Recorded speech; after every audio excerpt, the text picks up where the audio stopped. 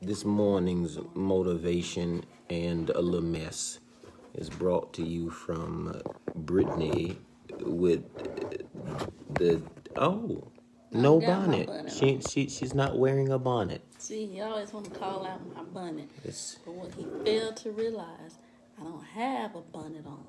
Nope. Not yet. No bonnet today. I got 2 bonnets now. It's just BB. That's all. That's all you guys need to see. I'm sorry. I know there's a lot of noise in the thing. Because he's noisy on today. No, it's because Steve quit. And so if you guys know us, you know we have help. Steve wasn't doing that anyways. Might as well quit. You know we have help. And when we're not slave driving Jaden or Jeremiah Jr. or borrowing Lashaya for slave labor, what we're doing is contracting jobs out to our community, and we have this little he's not a boy, he's a man boy. He's 59. His name is Steve. But he's terrible. He's absolutely horrible. I've been trying to tell him Steve doesn't work for us anymore. Steve left like months ago to go work for Ellen. Well, he came in for free, so you can't argue with. Well, you know what? She pays him and she lets him participate in her 12 days of Christmas. This morning's moment with my blue Reeboks on, I wanted to tell you on today that everything is going to be all right. Hey. Let me put the microphone down so you can see BB's face. You don't want to see my face. Listen, I need you to know that today. I need you to know that nobody wants to see your face. No. What did I do?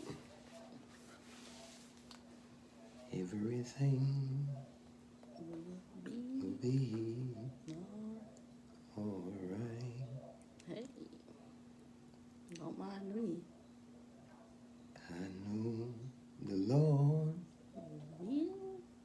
will make a way.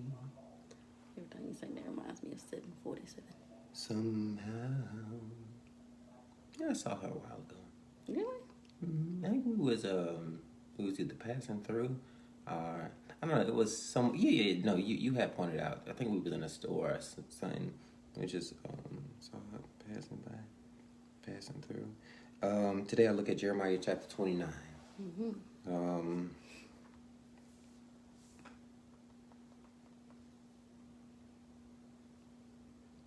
It says, "For I know the plans I have for you, Jeremiah, Pfeiffer, senior and junior, and that third little one." You gotta stop giving out whole names. You Sorry, gotta that is not their names and addresses and social security numbers. You gotta stop doing that. Their names are Dietrich. No Haddon. This is the text of the letter that the prophet Jeremiah sent from Jerusalem to the surviving elders among the exile, and to the priests, the prophets, and all of the people of Nebuchadnezzar were carried into exile from Jerusalem to Babylon. Verse 2 is in quotations, is in parentheses. I take that as something that we need not learn, that we need not know. Verse 3 is not. Take that as something that we will read. It says that he enthrust the letter of Elisha, my God, son of Shaphan, and a few other names. The king of Judah sent King Nebuchadnezzar in Babylon, saying, "This is what the Lord Almighty, the God of Israel, is to all those I carried into exile from Jerusalem to Babylon. Build." Build, black man. I felt that. I've Is this Jeremiah or Daniel? This is Jeremiah.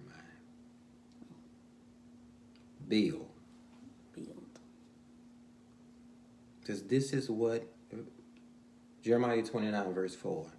This is what the Lord Almighty, the God of Israel, says to all those I carry from Jerusalem to Babylon. Build. I'm gonna stay right there. I'm gonna stay right there. I think that's good. I think going on to anything else is gonna be my own will. It says build from Jerusalem to Babylon. Build. This is going into exile. God carried you. Here's your responsibility. Build. BB dissertate. Oh no. I wasn't expecting that. Build. I think that means to like put together. So like wherever you go, you have to build. Be it if like you're building your foundation for something, you just have to build. Like put it together and form it and shape it. Mold it or make it. Build. Neither here nor there, just build. I wanted y'all to see my jacket. No, it's mine. It's mine. I wanted people to see it because people don't get enough of seeing jean jackets nowadays. Will nobody say there's not enough of them in the world? And so today I push you into the jean world and tell you the denim and build. Denim and build. I wanted to share that because I think it is pertinently important. I think that's why God made it stick out on today, that I take this jacket off anyway. But I wanted to share, he says, when we go into exile, here's the motive for the mission of where your mind needs to be. This was not the business Bible, but I think for today, it just happens to play in lining just that way. You see, I didn't even do this. I didn't read it beforehand, so it's not like I have a motive in my mind. He says, I know you're coming into exile, but while you're going into exile, you're going to be traveling from Babylon to Jerusalem. From Jerusalem to Babylon. You'll know that Jerusalem is the promised city, while as Babylon has to be the place of sinful world, self-service. And I know many times you struggle between these places, and notice when the word comes, it comes in a place that's between. They haven't made it from Jerusalem, haven't made it into Babylon. I do know this on today, that regardless of where you're going, regardless of where you're at, regardless of what you see in front of you, you have to know that you are always traveling. And notice that when God pushes you, he always pulls you into the right direction. It doesn't matter if it feels good. Know that God is make it work out. Faith good is that you have to know you're following the path, you're following the plan. A lot of the times it has seemed like God puts you in a place where he's just testing you, that he is trying you, that he is putting I think the weight of the world on you, but notice that he's pulling you from something. When God is pulling you from it, you have to know that you're not here to fall under the weight of it, but you're here to be defined by your faith, to be able to tell yourself that I know I'm going towards something. That's why I'm being pulled away from comfortability. You'll know that Jerusalem is comfortable. It is the holy city. It is the promised land. It's comfortable. Many times he'll put you in a, why you on the stairs, babe? He'll put you in a unfamiliar place. That's right. He'll pull you from comfortable to unfamiliar to prepare you mentally for the place that you're going to. I want you to know on today that you have a purpose route. You have a purpose journey. You have a fulfillment that causes you to be unfamiliar. Now, who am I talking to on today? That people look at you and just can't understand you. That folk want to look at you and say that you're not as called as you should be to be here, but they can't distort the purpose that God has put over you, nor can they dispute the gift that God has given you. You are right in your unfamiliar place. To perform in there, to let everybody know who doubted you that I'm still gifted, who said that you couldn't achieve it, that I'm still gonna do it, who said that you couldn't be able to, that you are still available to be used, to be led, to be a testimony for somebody looking in their trial, in their comfortable place, that God calls me to unfamiliar so I can go to uncharted locations. Know that wherever you go,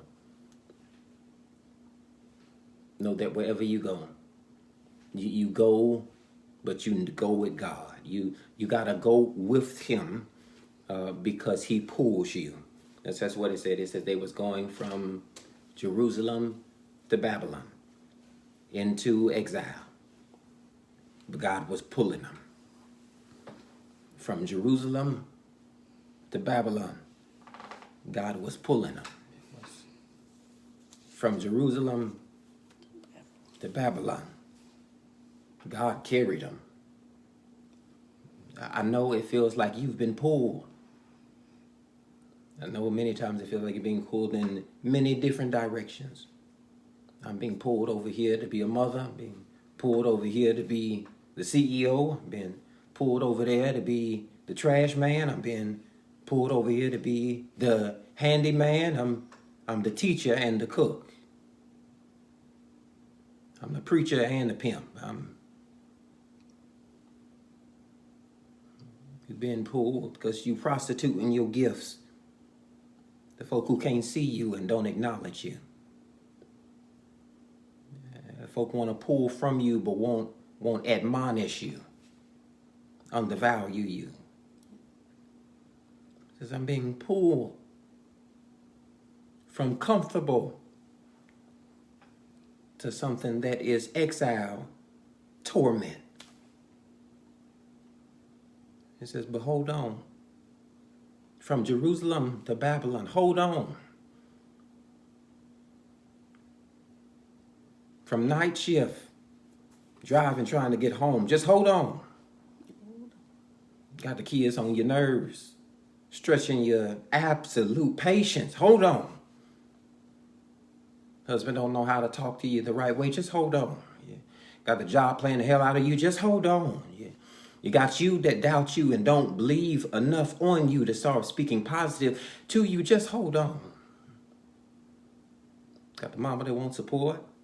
Daddy that don't show up. Just hold on. I don't know who I'm talking to on this morning, but I just needed to tell you, midday, you're being pulled from what was, walking into what is. Hold on.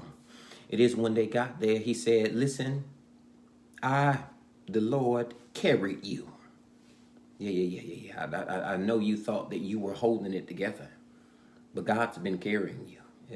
I know sometimes it felt like the weight of the world was enough to crush you, but God's been carrying you. You don't believe that? You doubt that on today. Let me clear it up. Flip it and reverse it and give it back to you the right way. That God's been carrying you. That's why you ain't carried out in a casket. God's been carrying you. That's why you ain't died to the car accident. God's been carrying you. That's why you ain't been beat up or shot down. God's been carrying you. The life that you live owed you no value to make sure that you came out of it. But you have to know by resounding reason on today that God's been carrying me. That's why I don't worry about what folks say about me. God's been carrying me. That's why you can't be concerned about if they hire you, if they fire you, if they want to talk to you, or if they want to talk bad about you. God's been carrying me. If it is alone on the way, if I feel like I ain't got nobody to talk to on today, if I'm all by myself, he says, know that God has been carrying me. And when you get there, the last part of verse 4 says, when you get there, first part of verse 5 says, build. I need you to build. I don't need you to be concerned about gossip, just build. I don't need you to be concerned about what everybody feel. Build. I don't need you to be in a place where you are emotionally involved, where you are tapped out to be used in every other resource. Listen, this is what I want you to do. Don't sue them. Build. I need you to don't fight them. Build. I don't need you to quit. I need you to build. Whatever you do, build. How do you build? You build in the trial testimony. I came through this. Yes. There was weaker people who was too stressed out to this. There was weaker people who quit to this. Weaker as in equal to me. But there were stronger folk than all of us who didn't make it out like us, who died in the street, who died on the way. They said we wouldn't make it, but we're here. There were stronger people that didn't survive this journey. It's not for me to brag. It's for me to beg that you see that God's been carrying me. You need to see that God's been carrying me, and so I'm big, but not in myself. And I can be humble in humility of knowing I'm just a human. Supernatural possibility, strength inside of me. I brag on God that because of him I'm able to stand up from Jerusalem to Babylon and say I'm still stable. Been dragged all through it, but I'm stable. Should have lost my mind, but I have it. Should have lost my family, but they still with me. I should never be in this place, but I live here by the grace and paid up for months in advance. I need to tell you on today that God's been carrying me. And it don't matter what you look at and say about me, God's been carrying me.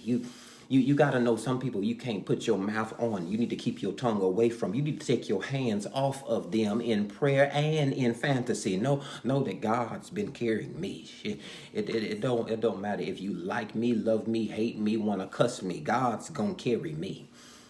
And if you don't quit that stuff, know that God is going to take care of them in their demise attempt against you. It won't work out the way they thought it was going to. Prove it, preacher. They made it to Babylon. And God told them, build, how to build, just in being carried. I'm carried to build. I'm carried to build. Oh, yeah. What are you carried to build? The money. I'm carried to build the mindset. I'm carried to build my generation. I'm carried to build. I'm carrying to build. But you got to have resources. They came from Jerusalem, Babylon. Mm-hmm. They ain't have to stop at the ATM. It's already with me. I got it on me. It's already put in the account that belongs to me. It ain't that I got to stop off and ask nobody to give it to me. God has already provided a way for me. Prove it. God took care of it. When it got there, he says, I've been carrying you. I took care of it.